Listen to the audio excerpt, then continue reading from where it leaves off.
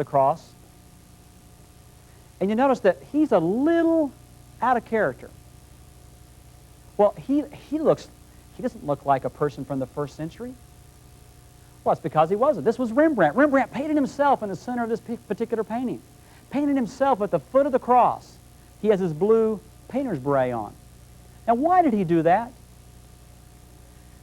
The reason why he did is because he wanted the whole world to know, as they looked at this particular work, that he believed that it was his personal sins that had crucified Christ. You see, he was working out of the Judeo-Christian worldview. He had this map. He embraced these sets of ideas. And he understood the substitutionary death of Jesus Christ for him. Now, there's the other person that's significant, and that's the man that's riding the white horse that has a turban.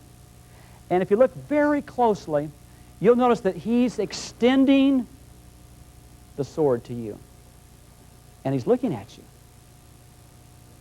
And I believe what Rembrandt was saying is that not only was I there to raise the cross, but that you pierced his side. The raising of the cross by Rembrandt, I believe, was one of the most significant paintings of the Western civilization. Rembrandt was one of the clearest examples of a painter working out of the biblical worldview. His life shows that he understood Christ as Lord of all of his life. Dr. Schaefer says there was no need for him to slip into the world of illusion. He could use God's world and its form in his paintings. He was standing in the stream of reformational thought, and his works reflect those thoughts and those ideas. Now let's move to the second painting. This painting is by Claude Monet. How is it different from the first? The color is different. The first, of course, was the intensity of the lights and the darks, the contrast.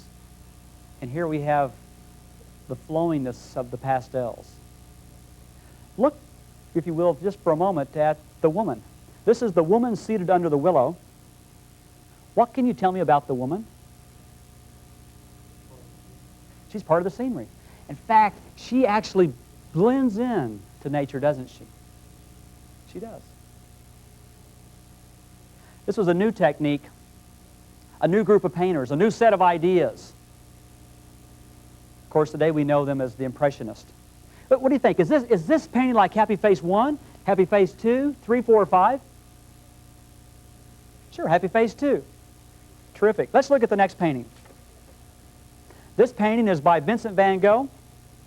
You know, Vincent van Gogh painted more than 800 paintings and only sold one in his lifetime. Was he a significant person in the flow of history? Boy, you better believe it. You better believe it. He influenced the next whole group of painters. And you know, that's a challenge to us as we raise our children. That God might call them to be painters or musicians. They may not sell one painting in their lifetime, but God might use them in the next generation to be significant. Well, what do you know about this painting? What can you tell me about this painting? What's the building? And what's the building like? It's a church. And what can you tell me about the church that he painted? It is, isn't it? Very ominous. Full of darkness. Are we looking at the front like we're being invited into the church? No, not at all. You notice there's a path, and the path divides, and there's a lady on the bottom lower right-hand side, and she's moving around the building. Of course, the building is very distorted. This painting was completed only months before Van Gogh committed suicide. And I believe that this painting of the church represents Van Gogh's distorted view of truth and life. It's often said that he committed suicide because he was mentally ill or because he was having a violent quarrel with another painter. However, Francis Schaeffer, I believe, correctly concludes that his suicide, quote, was due to a much more basic problem. There may have been psychological problems, Dr. Schaefer says, but the final explosion came as a result of disillusionment on a much more fundamental issue. Van Gogh thought to make a new religion in which the people, the sensitive people, the artist, would blaze the trail. For this purpose, he dreamt of starting an artistic community where he was living. He was joined by Gauguin, but after a few months, he began to violently quarrel with him. Van Gogh's hope for a new religion was gone, and soon after, he committed suicide. The death of hope in man had taken place in Van Gogh. He died in despair. You know, the broad slashing brushstrokes, the vibrant colors, the distorted shapes, all contribute to a broken, fragmented appearance that's characteristic of works by Van Gogh. It's not just some new technique. It's much deeper than that. It reflects his way of looking at life.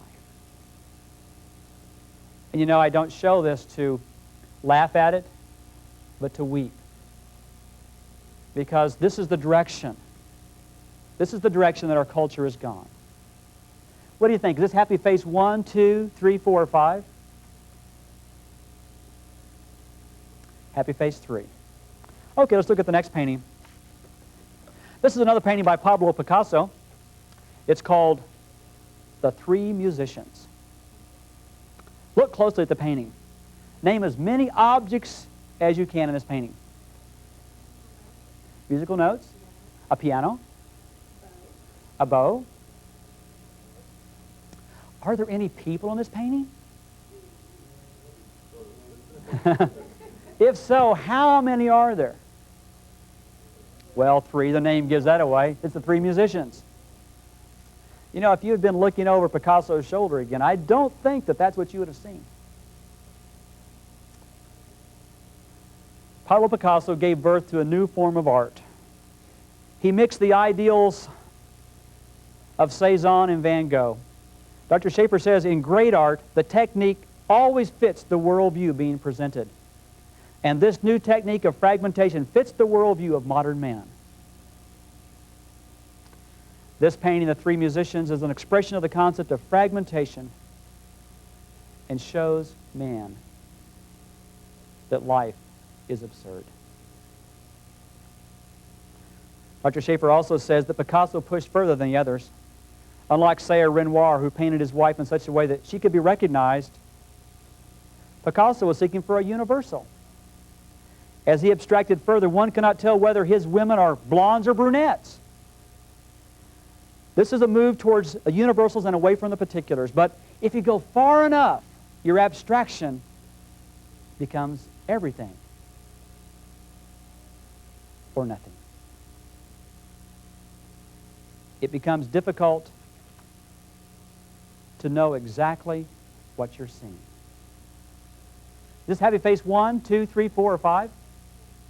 Happy face 4. Let's look at the last painting. This is a very, very interesting painting. It's called Lavender Mist. That hangs in the National Gallery of Art in Washington, D.C. It's a painting by Jackson Pollock. And I believe that this painting perhaps represents modern man more than any other painting. You see, Jackson Pollock, what he believed that the world was the evolutionary development of time, chance, and natural processes. Time, chance, and natural processes. And so if those processes were used to create the world in which we see and that we're living, then wouldn't those same 3 processes be the best, the very best for creating art? Sure. So what he did, he took his paint, he took his canvas, and he laid it horizontally on the ground, and then he took some ropes, placed them above the canvas, and he put paint buckets on the ropes and pulleys, and he then pushed the paint buckets across, and as he did, of course, the painting splattered out. The painting splattered out. And that's this painting, Lavender Mist, National Gallery of Art. You know, it's kind of curious. If you read their, they have a large book that is kind of the highlights of some of their works, and this painting is in there. And in it says, if you look very carefully, you'll see some of the most delicate pieces of work, much like you would find in Da Vinci's Mona Lisa. Sound absurd? Yeah. Remember, though, that's consistent. They're consistent. Happy face 1, 2, 3, 4, or 5? Happy face 5. Now, the most difficult thing to do, of course, is to draw the line. Where do we move from happy face 1 to happy face 5 in such a way that we move beyond the biblical worldview? Where do we move to a point where there's hopelessness, where there's despair, where there's this giving up of hope? That's not easy. To draw that line is not easy to do. But, you know, just for a few minutes, I'd like for you to think about it. I'd like you to take your pencil and I'd like for you to draw a vertical line where you think the painters moved past a point of hope.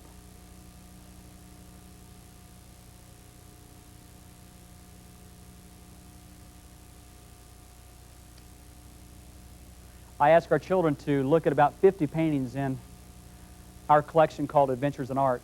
We set them on the floor. We could see the whole panorama from the 1st century up to the 20th century. We were talking specifically about the painters from the Impressionistic movement to the 20th century. And so I asked our children to look at it and tell me what they saw. And at first they said, well, hey, Dad, these paintings are looking more and more like your photography. I said, like my photography? What do you mean? They said, yes, because they're getting more and more out of focus. Well, I corrected that. I bought a camera that was automatic focus. Well, I asked them further questions, and I said, what do you think's happening from here at the end of the Impressionistic movement to the 20th century? And Ben, he was about 11 at the time, he was silent for a moment, and then he said, Dad, I think it's like this. Row, row, row your boat gently down a stream. Merrily, merrily, merrily, life is but a dream. Dr. Schaefer says at the end of the Impressionistic period, reality became a dream, and people gave up hope of finding purpose and meaning to life. Yes, ideas do have consequences, and I believe that there's no better way to demonstrate this to our children than through art and music. You know, we could do the same progression in music. It works out the same because they were holding to, they were embracing, they were believing the same sets of ideas. And so you can do a progression from the Baroque period to the 20th century in music. And you can see the gradual destruction of classical music, just like you see the destruction of art as demonstrated by Jackson Pollock. Adventures in Art and Music and Moments with the Masters are specifically written and designed to help give you the opportunity to present to your children the panoramic picture of Western culture from the biblical worldview.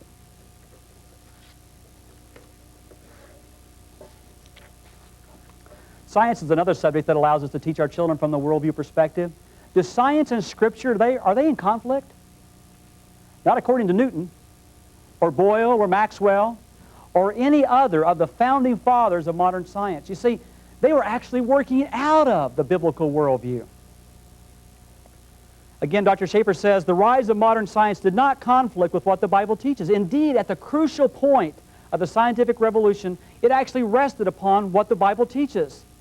Modern science was actually born out of the Christian worldview. In other words, because the early scientists believed that the world was created by a reasonable God, they were not surprised to discover that people could find out something true about nature and the universe on the basis of reason. So they were living within the concept that the world was created by a reasonable God. These scientists could move with confidence, expecting to be able to find out about the world by observation and experimentation. You see, that's quite different than life is but a dream. Quite a different way of looking at life. Order, structure, the origin of the universe, its uniqueness, the uniqueness of man, these ideas are all consistent with the Judeo-Christian worldview. The result was that people began to really do science. As Dr. Schaefer explained, they were involved in observation and experimentation. And that's why Science the Search places such a strong emphasis upon observation and interpretation. Now, modern scientists, that's those that believe in the naturalistic worldview, They could have never produced science as we know it today. Why? Well, because these scientists looked to time, chance, and natural processes. Order, structure, and patterns would never arise out of time, chance, and natural processes. The naturalistic worldview would have never produced modern science. When we teach science in observation, experimentation in that format, we are teaching our children that there's an infinite personal God who's created the world with order, structure, and patterns. In fact, the Apostle Paul says in Romans chapter 1, "For since the creation of the world, God's invisible attributes, His eternal power and divine nature, have been clearly seen, being understood through what has been made." And then he goes on to say, "So they are without excuse." They are without excuse. You may be thinking, well, I understand how art and music and science reflect worldviews, but what about math? Can math reflect a biblical worldview? Well, today there are three primary ways to teach math. A simple way to remember this would be to use the first three letters of the word math. We'll let M represent the manipulative approach. What makes a math curriculum a manipulative approach? Well, objects are used to first initiate each new learning concept and skill.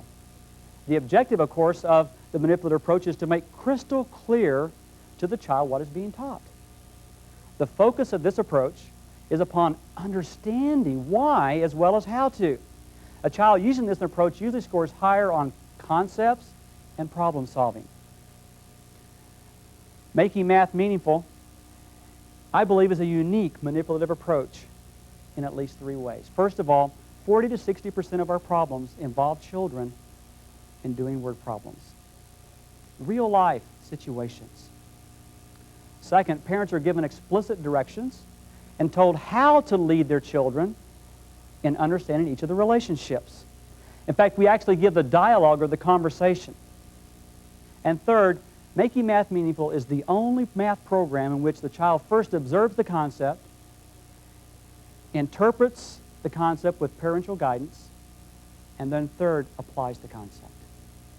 This observation, interpretation, application format has been shown to be one of the very most effective ways to learn. Well, this particular approach focuses upon reasoning and stands in sharp contrast to the next approach. A stands for automated. We live in a very automated, mechanized world. Large, complex tasks are often broken down into smaller ones. Automation often involves the continuous repetition over and over and over again. When applied to learning mathematics, this repetition is usually carried over long periods of time. The whole task or the computational skill is broken into smaller parts, sometimes called increments. Each new increment is learned separately, while the continuous review takes place of previously learned increments. The learning theory upon which this approach is based is called behaviorism. This approach reflects